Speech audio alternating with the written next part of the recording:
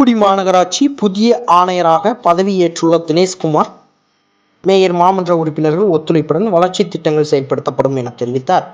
தூத்துக்குடி மாநகராட்சி ஆணையராக இருந்த ஷாருஸ்ரீ திருவாரூர் மாவட்ட ஆட்சியராக மாற்றம் செய்யப்பட்டார்.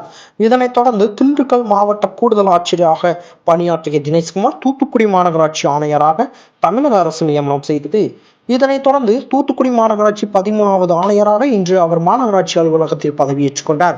அவருக்கு மாநகராட்சி உதவி ஆணையர்கள் சந்திரமோகன், சேகர், சரவணன், பிரின்ஸ், டோனசன், மாநகராட்சி அதிகாரிகள் கவுந்திமதி, பாலன், ஆறுமுகம், முத்துக்குமார், துரைமணி, சுகாதார நல அலுவலர் ராஜசேகர், ஸ்டாலின், ஹரிகணேஷ் மற்றும் மாநகராட்சி அதிகாரிகள் மற்றும் ஊழியர்கள் வாழ்த்து தெரிவித்தனர்.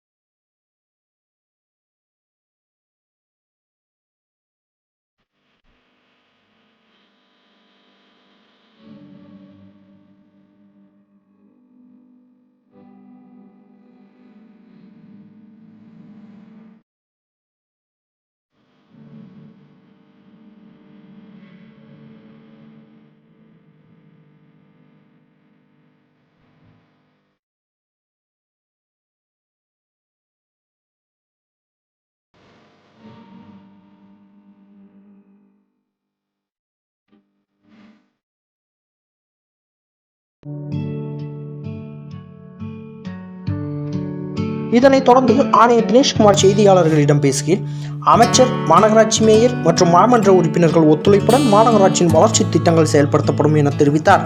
மேலும் சுகாதாரம் உள்ளிட்ட அனைத்து திட்டங்களும் முன்னுரிமை அளிக்கப்படும் எனவும் அவர் தெரிவித்துள்ளார். Mayor, deputy mayor and all council மெம்பர்ஸோட சப்போர்ட்ல கண்டிப்பா தூத்துக்குடியை வளர்ச்சி பாதையை நோக்கி கொண்டு செல்வதற்கு அனைத்து முயற்சிகளும் மேற்கொள்ளும்.